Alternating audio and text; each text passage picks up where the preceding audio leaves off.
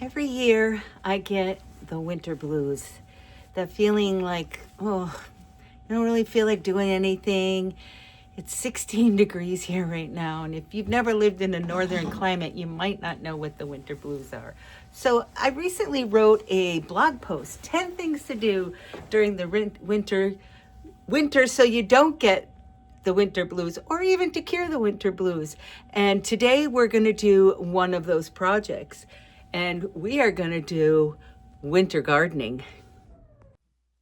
There is not much growing here in early January, but I have this plate of jade cuttings and I would like to make some plants.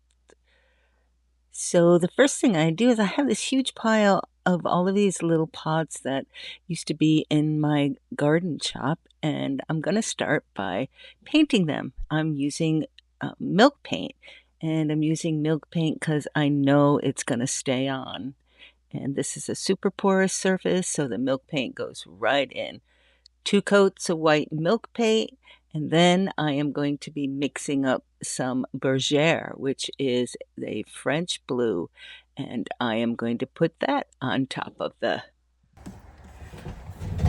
So these little pots have had 2 coats of milk paint in a white color, and they're super dry, and I've mixed up a little bit more milk paint, and I mean a tiny little bit, and this is called bergère, and it's just like a French country blue, and it is what I am going to put over the white and then distress it back.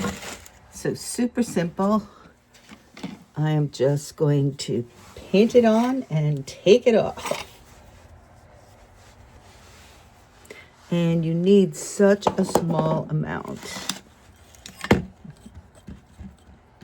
It's really well mixed right now because it literally sat all night. So it's just, isn't that a great French blue? I try to get it on pretty quickly because I want to be able to get it off pretty quickly. And milk paint dries fast, and this is a porous surface.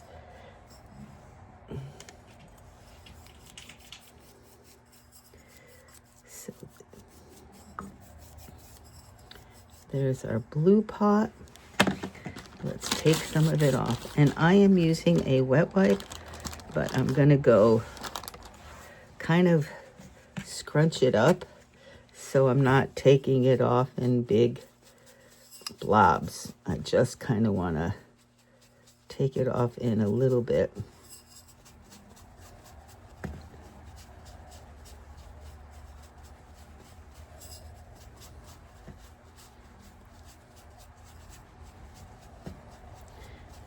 I want to see some of that white, but I also want to see some of the pot.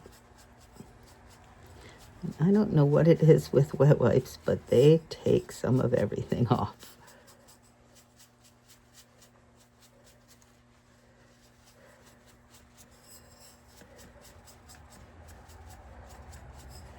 And I think I'm back at the beginning. So now I'm going to let this one dry. Looks like I got enough off to make it look a little bit worn, and we'll let that one dry. And do the next one. And they're all going to look slightly different. Oops.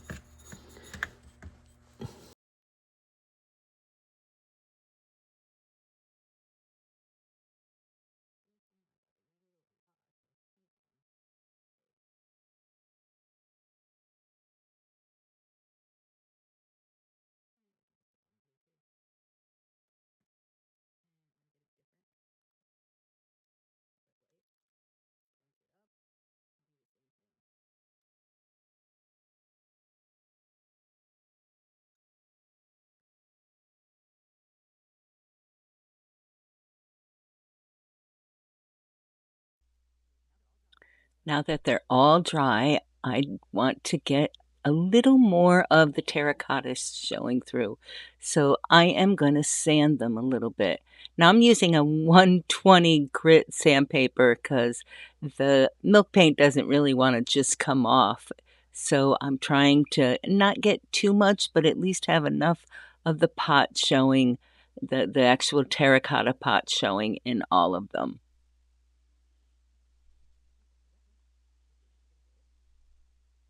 And then I wipe off all the dust. Do all of them.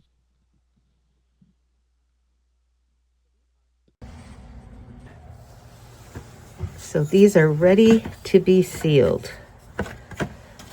3 of them I already did, so I'm just going to do these 4. And I am literally sealing them with Pentart varnish, which normally I would use Wise Owl, but I don't have any for some reason.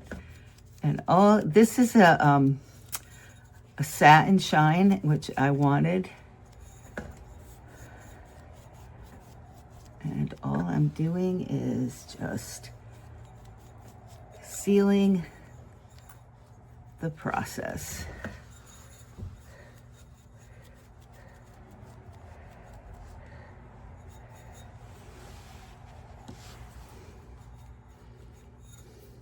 So when I'm all done, I will have 7 pots planted with this beautiful spring French Country pots, and they will all be planted with jade cuttings. So I'm kind of excited about that for when our shop opens or we do our first spring show.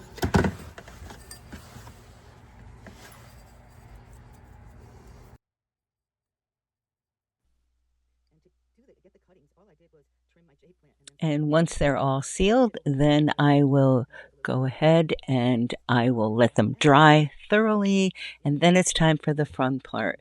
We're going to do a little bit of planting, putting all those jade little cuttings into a pot.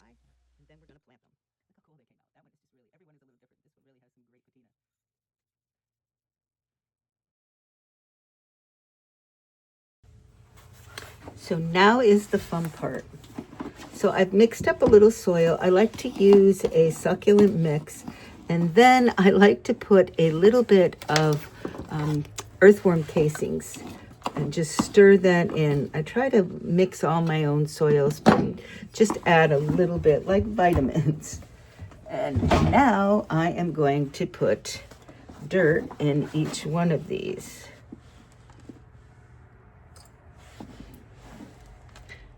And I totally feel like I am winter gardening.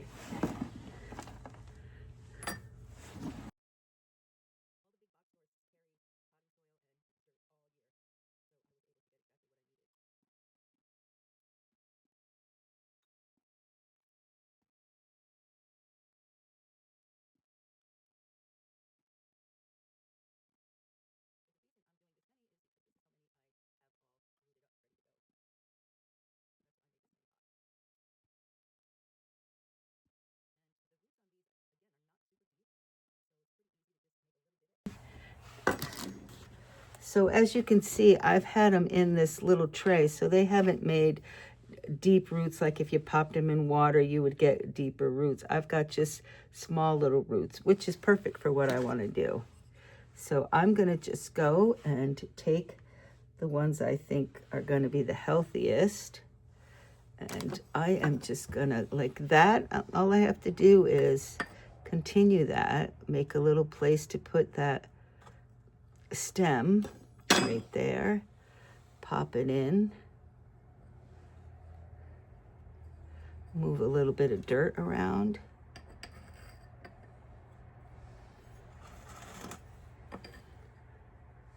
And this guy is planted. That's it.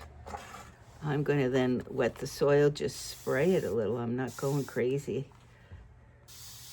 They don't like a ton of water. They're succulents. But I want those roots to kind of start going down.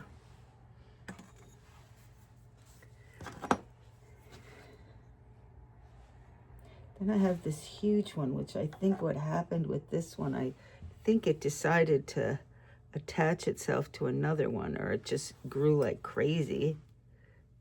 And it's the same thing. It's just a little bit of a rectangle, whatever you want to call that. Gonna pop that in, move the dirt around just slightly. I want these guys to kind of root themselves, and they will be happy to be in dirt. I actually kept them in rooting a little too long.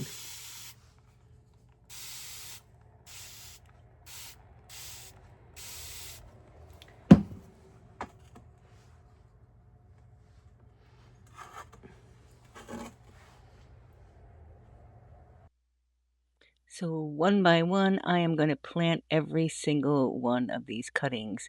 And some of them are a little odd shaped depending how they were sitting in the dish.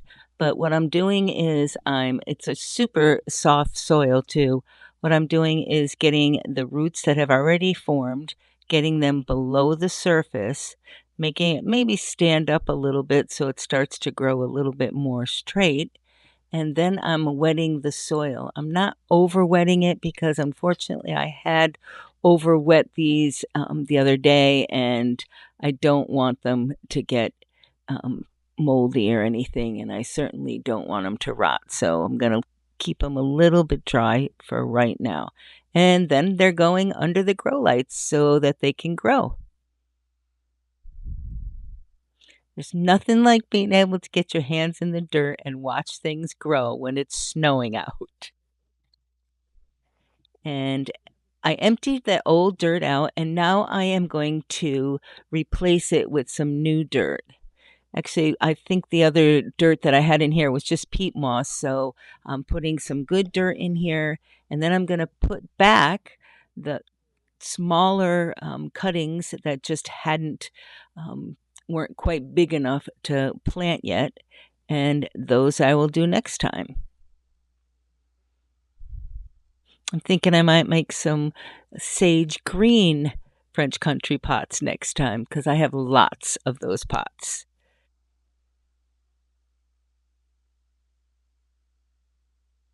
And those also, I am going to just mist them and they're going to stay underneath the grow light.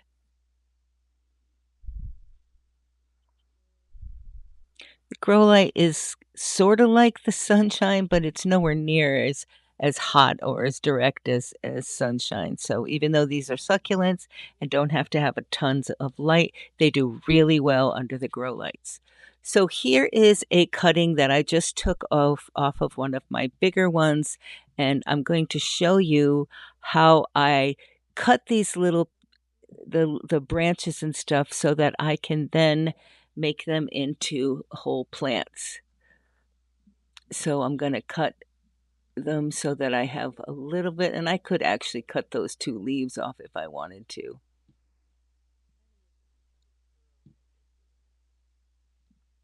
Nice long stem. And then I'm going to cut a bunch of just the leaves so that I can use them. The smaller ones or any that have a spot on them or anything, I'm not going to use those. I have too many. I don't need to worry about that. Now, all of these are going to get just sit overnight so that they get a little bit of a, I want to call it a scar, but just so they get a calloused edge.